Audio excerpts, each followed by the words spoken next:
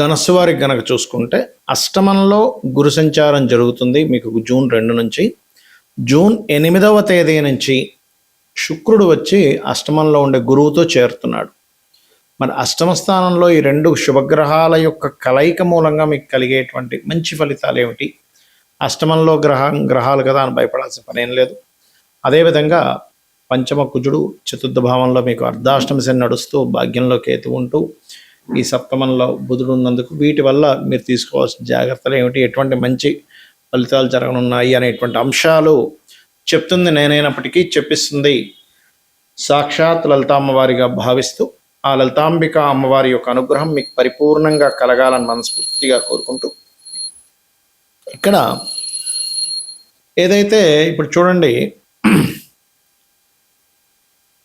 అష్టమంలో ఉండే గ్రహాలు ఎప్పుడూ కూడా మీకు ఇచ్చేటువంటి మంచి శుభ ఫలితాల్లో తాతగారి ఆస్తికి సంబంధించినవి గతంలో ఏవైనా కొన్ని డిస్ప్యూట్స్ ఉన్నాయి, అవి క్లియర్ అవుతాయి. మీరు ఏదైనా ఒక రీసెర్చ్ చేస్తున్నారు, పిహెచ్డి చేస్తున్నారు, లేకపోతే కాలేజీలో వెళ్ళి జాయిన్ అవ్వడమే కాకుండా ఏదైనా ఒక రీసెర్చ్ చేస్తున్నారు, ఆ రీసెర్చ్ అనేటువంటిది సఫలీకృతం అవుతుంది. ఇన్సూరెన్సెస్ మూలంగా కలిసి వచ్చేటువంటి ధనము, అదేవిధంగా అష్టమంలో ఉండేటువంటి గ్రహాలు ఎప్పుడూ కూడా ధనయోగాన్ని ఇస్తాయి. 2వ స్థానంని అష్టమంలో ఉండే గ్రహాలు వీక్షించడం. అష్టమము అంటే పూర్వజన్మ యొక్క పుణ్యాన్ని విత్డ్రాల్ చేసుకోవడం. అక్కడ పూర్వజన్మలో పుణ్యం ఉందండి కానీ అది రావట్లేదు అంటే ఏమిటి, అక్కడ విత్డ్రాల్ అవ్వట్లేదు అని అర్థం. అష్టమంలో 2 శుభగ్రహాలు ఉన్నప్పుడు విత్డ్రాల్ అవ్వడానికి ఛాన్సెస్ ఎక్కువగా ఉంటుంది. అలా ధనయోగాన్ని మీకు అర్ధాష్టమ శని నడుస్తూ చతుర్థ భావంలో శని భగవానుడు ఉన్నాడు కాబట్టి ఆ చతుర్థ భావ సంబంధించినటువంటి విషయంలో ఏదైతే అర్ధాష్టమ శని నడుస్తుందో ఆ అర్ధాష్టమ శని యొక్క ప్రభావం ఏదైతే ఉందో ప్రత్యేకంగా మీకు గురువు శుక్రుల యొక్క దృష్టి అక్కడ ఉన్నందుకు గతంలో ఆగిపోయినటువంటి కొన్ని పనులు ఏవైతే ఉంటాయో అది బ్యాక్లాగ్ అనుకోండి, లేకపోతే గతంలో పడినటువంటి నింద తొలగిపోవడము, మరియు గృహ నిర్మాణ సంబంధించిన విషయంలో కొంతమంది చూడండి పైన పిల్లర్లు వేసే స్టార్ట్ చేసేద్దాం అనుకుంటారు, ఫ్లోర్ ఉండగా మళ్ళీ ఏదో కారణం చేత ఆగిపోతూ ఉంటుంది. ఇప్పుడు ఉండేటువంటి గ్రహస్థితి ఏదైతే ఉందో ఖచ్చితంగా అది ముందుకు తీసుకెళ్తుంది. వాహన యోగాన్ని, గృహయోగాన్ని మరియు కొన్ని నిందలు తొలగిపోవడానికి అనుకూలతని వర్తిస్తుంది, ఇక్కడ ఇస్తుంది. అయితే పంచమంలో కుజుడు ఉన్నందుకు కొన్ని నిర్ణయాలు అగ్రెసివ్గా తీసుకుంటూ ఉంటారు. స్నేహితులతోని, ప్రేమించిన వారితోని, లేనట్లయితే పిల్లలతోని కొంత అగ్రెసివ్ నేచర్ కూడా జరుగుతూ ఉంటుంది. ఈ కాంబినేషన్ వల్ల పుణ్యక్షేత్రాలు, ముఖ్యంగా ఏదైనా గణపతి క్షేత్రానికి వెళ్ళి రండి. తద్వారా మీకు ఈ 2 శుభగ్రహాల యొక్క ప్రభావం పూర్తిగా మీకు పాజిటివ్గా జరుగుతుంది. లేదండి మేము ఇప్పుడు వెళ్ళలేము, అంత ధనం లేదు, స్తోమత లేదనుకుంటే కనీసం మీకు దగ్గరలో గణపతి ఆలయం ఉన్నా సరే రెగ్యులర్గా వెళ్ళొస్తూ ఉండండి, మీకు అన్ని విధాలా బాగుంటుంది. ఈ గ్రహాల యొక్క కలయిక అనేటువంటిది గోచారంలో జరిగితే ఒక ఫలితము, మీ జన్మజాతకంలో జరిగితే ఒక ఫలితం అండి. ఇప్పుడు ఇదే గురు శుక్రుడు యొక్క విషయం తీసుకుందాం. మీకు జన్మజాతకంలో ఒక్కొక్క స్థానంలో ఉంటే ఒక్కొక్క ఫలితం ఇస్తుంది గురు శుక్రుడికి సంబంధించింది. లగ్నంలో ఉన్నాడు అనుకోండి, మనిషి సాటిస్ఫాక్షన్, ప్రీతమైన సాటిస్ఫాక్షన్లో ఉంటాడు మనిషి, అంటే ఉన్న దాంట్లో సంతృప్తిగా బతుకుతాడు గురు శుక్రుడు ఎక్కడున్నా ఫస్ట్. అయితే లగ్నంలో ఉంటే మరింత ఎక్కువ అండి. లగ్నంలో కానీ, పంచమంలో కానీ, భాగ్యంలో కానీ ఉంటే వీరు ఉన్న దాంట్లో 10 రూపాయలు వచ్చిన సాటిస్ఫాక్షన్, 100 రూపాయలు వచ్చిన సాటిస్ఫాక్షన్, 1 కోటి రూపాయలు వచ్చిన సాటిస్ఫాక్షన్. కోట్లు సంపాదించే వ్యక్తి కూడా ఒక్కసారిగా డౌన్ఫాల్ అయిపోయి నెలకి ఒక 15,000, 10,000 రూపాయలు జాబ్ చేస్తారు, అప్పుడు కూడా సాటిస్ఫాక్షనే ఉంటాడు. ఈ గ్రహాల యొక్క కలయిక అంత గొప్పది, గుర్తుపెట్టుకోండి. కానీ ఇదే గురు శుక్రుడు 2వ భావంలో ఉన్నాడు అనుకోండి, వీళ్ళు ఎక్కువగా టీచింగు, ట్రైనింగ్, ఫ్యాషన్ రిలేటెడ్ ఇట్లాంటి వాటిల్లో వీళ్ళు వెతుక్కోవాలి.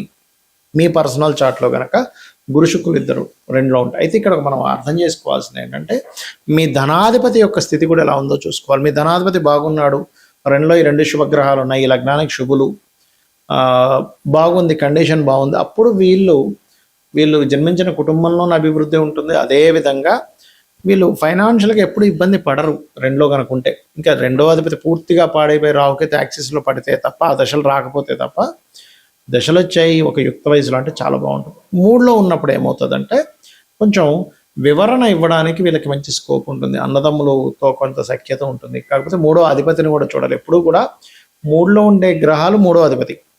దీనివల్ల ఏంటంటే సామరస్యంగా ఏదైనా సరే చాలా నీట్గా మాట్లాడుకొని సెట్ చేసుకోవడానికి బాగుంటుంది ఈ కాంబినేషన్. 4లో ఉన్నప్పుడు మీరు ఇన్వెస్ట్మెంట్స్ చేయడం అనేటువంటిది ఎక్కువ ప్రాపర్టీస్ మీద చేయాలి, విద్య మీద చేయాలి. ఎంత విద్య చదువుకుంటే అంత బాగుంటుంది, ఎంత ప్రాపర్టీస్ తీసుకుంటే అంత బాగుంటుంది. ఖచ్చితంగా రెండు ప్రాపర్టీస్ ఉంటాయి. అది కార్లు కావచ్చు, వాహనాలు కావచ్చు, గృహాలు కావచ్చు, ఏదైనా కానీ. పంచమంలో ఉన్నప్పుడు మంచి శుభమైనటువంటి ఫలితాలు, అంటే మంచి సంతానం కలిగిస్తుంది. 6లో ఉన్నప్పుడు మాత్రం గురువులతోని, స్త్రీలతోని శత్రుత్వాన్ని ఇస్తుంది. కాకపోతే ఇది కూడా కొంతవరకు ధన యోగాన్ని ఇస్తుంది.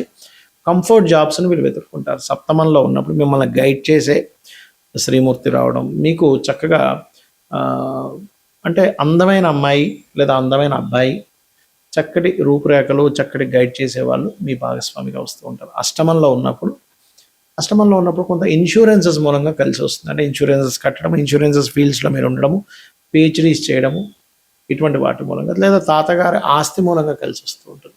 అయితే ఇక్కడ ఒకటే గుర్తుపెట్టుకోండి, ఆ అధిపతి కూడా ఎలా ఉన్నాడో చూడాలి. భాగ్యంలో ఉంటే దేవత అనుగ్రహం అధికంగా ఉంటుంది. దశమ స్థానంలో ఉంటే teaching, training, fashion related, financial రంగాల్లో మీరు కనుక ఉన్నట్లయితే చాలా బాగుంటుంది. లాభంలో ఉన్నప్పుడు ఇటువంటి రంగాల్లోనే వ్యాపార రంగాల్లో బాగుంటుంది. ఫ్యాషన్ కానీ, ట్రైనింగ్స్ కానీ, టీచింగ్ కానీ, ఇట్లాంటి విషయాల్లో 12వ భావంలో కనుక ఉన్నట్లయితే ఇక్కడ ఇది కొంతవరకు మ్యారిటల్ లైఫ్ విషయంలో ఇక్కడ 12వ అధిపతిని కూడా పరిశీలన చేయాలి. లేనట్లయితే ఒక్కొక్కసారి ఏమవుతుందంటే 2 వివాహాల యోగాన్ని కూడా ఇస్తుంది. ఇలాగా 2 గ్రహాల కలయిక ఒక యోగాన్ని క్రియేట్ చేస్తుంది, గుర్తుపెట్టుకోండి. ఆ యోగము శుభంగా ఉందా, ఇబ్బందిగా ఉందా, 2 గ్రహాల కలయిక. ఎందుకంటే ఇప్పుడు మనం అంటే గురు శుక్రులు మాట్లాడుకున్నాం. అదే కుజరాహువులు మంచిది కాదు, శనికేతువులు మంచిది కాదు, రవిరాహు మంచిది కాదు. అయితే ఒక్కొక్కసారి మంచి కూడా చేస్తుంది. ఎప్పుడు అంటే అక్కడ పడేటువంటి పోర్ట్ఫోలియో, అంటే ఆ అధిపతి ఎలా ఉన్నాడు, ఆ గ్రహం యొక్క బలాబలాలు ఎలా ఉన్నాయి, మహాదశలు అంతర్దశలు ఎలా ఉన్నాయి, నవాంశ చక్రంలో ఉండేటువంటి బలం ఎలా ఉంది అనేటువంటి దాన్ని కూడా మనం పరిశీలన చేయాలి. అయితే ఏ గ్రహాలు ఎక్కడ ఎలా ఉన్నా ఒకటే బాగా గుర్తుపెట్టుకోండి, మీరు కనుక లలిత అమ్మవారిని నమ్ముకొని లలితా సహస్రనామాలు నిత్యము చేయగలిగితే మిమ్మల్ని ఆ అమ్మవారు ఒక తల్లి బిడ్డని కాపాడినంతగా ఖచ్చితంగా అదే విధంగా కాపాడుతుంది. చూడండి, మనం ఈ విశ్వంలో ఉన్న ప్రతి జీవరాశిని చూస్తూ ఉంటాం. ఆ ప్రతి జీవరాశిలో కూడా చూడండి, కోడి ఉంది, తన పిల్లలంతా జాగ్రత్తగా కాపాడుతుంది, గద్దెత్తి వెళ్ళిపోకుండా.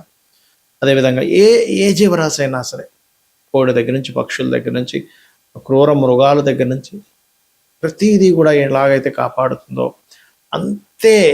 అంతే విధంగా మీకు అమ్మవారి యొక్క ఆరాధన కనుక చేసినట్లయితే మీకు ఒకటి నిత్యము చేయడం వల్ల మీకు కష్టాలు ఉన్నా సరే దాన్ని అధిగమించేటువంటి శక్తి వస్తుంది, గుర్తుపెట్టుకోండి. ఏమైపోతుందో మహా అంటే సరే ఇప్పుడు కష్టపడించాను, రేపు పొద్దున సుఖపడతాను కదా అని ఒక తెలియని ఒక మనోధైర్యం పెరుగుతుంది. రెండవది, దాన్ని ఎలా హ్యాండిల్ చేయాలో తెలుస్తుంది. ఒక సిచ్యువేషన్ వచ్చినప్పుడు హ్యాండిల్ చేయడం తెలియాలి, ఎలా హ్యాండిల్ చేయాలి దీన్ని. మూడవది ఏంటంటే ఆ కష్టము ఖచ్చితంగా మీ జీవితం నుంచి తొలగిపోవడం జరుగుతుంది. ఈ 3 ఖచ్చితంగా మీరు అమ్మవారి యొక్క ఆరాధన చేయడం ద్వారా తొలగిపోతాయి, గుర్తుపెట్టుకోండి. అయితే ఇక్కడ మనం అర్థం చేసుకోవాల్సింది, ఇలాంటి కాంబినేషన్స్, అంటే ఒక మంచి కాంబినేషన్ ఉన్నప్పుడు గోచారంలో గ్రహాలు గనక అనుకూలిస్తే చాలా అద్భుతమైనటువంటి ఫలితాలు వస్తాయి. ఒకటేసారి మనం చూస్తూ ఉంటాం, చూసారా, కోట్లకు వెళ్ళిపోయాడండి అని. అలా కాకుండా బ్యాడ్ కాంబినేషన్స్, ఇందాక మనం చెప్పుకున్నట్టుగా శనికేతువులు కానీ, రవిరాహులు కానీ, కుజశని కానీ, కుజబుధులు కానీ, లేకపోతే కుజరాహు కానీ, చంద్రరాహు కానీ, ఇలాగ శని రాహు కానీ, ఇలా కొన్ని బ్యాడ్ కాంబినేషన్స్ ఉన్నప్పుడు ఆ గోచారంలో ఉండేటువంటి శని కానీ, రాహు కానీ, కేతు కానీ ప్రతికూల ఫలితాలు వచ్చేటప్పుడు మాత్రం మీరు నవగ్రహాల దగ్గర దీపారాధన చేయండి. లేదంటే ఏ పాపగ్రహాల వల్ల కలిసి వచ్చిందో ఆ పాపగ్రహాల దగ్గర దీపారాధన చేసి అప్పుడు లలిత చదువుకోండి. అప్పుడు దాని మూలంగా ఏమవుతుందంటే మీకు ఖచ్చితంగా మీరు ఏదైతే ఇబ్బంది పడుతున్నారో ఆ దోషం తొలగిపోతుంది. అయితే దీంతో పాటు ఎప్పుడు కూడా గుర్తుపెట్టుకోండి, ఇంట్లో ఉండేటువంటి వాస్తు కూడా ఎలా ఉందో చెక్ చేసుకోవాలి. మనకు ఆల్ ఆఫ్ సడన్గా చాలా ఎక్కువ ఇబ్బంది వస్తుంది అంటే నైరుతి పాడైందని అర్థం. ధనపరంగా ధనం అసలు ప్రొడ్యూసే అవ్వట్లేదంటే ఆగ్నేయం దోషం అయిందని అర్థం. అంటే ఏం లేదు, పెరగడం లేదా తగ్గడం, అక్కడ పెట్టకూడని వస్తువులు పెట్టడం, నీరు ఎక్కువగా పెట్టడం ఆగ్నేయంలో జరుగుతుంది. అసలు ధనం ఎప్పుడు నిలబడదండి, ఉత్తరం పాడైంది. ఎప్పుడు రోగాల బారిన పడుతున్నాం, వాయువ్యము లేదా ఉత్తర ఈశాన్యం పాడైంది, ఉత్తర ఈశాన్యం పాడైంది. ఆలోచన విధానం దెబ్బతిన్నది, ఈశాన్యం పాడైంది. సంతానం సరిగ్గా సఖ్యత లేదు, ఈశాన్యం పాడైంది. సమాజంలో సరైనటువంటి ఇది లేదు, తూర్పు పాడైందని అర్థం చేసుకోవాలి. ఇది చేయండి, అన్ని విధాలా మీకు బాగుంటుంది.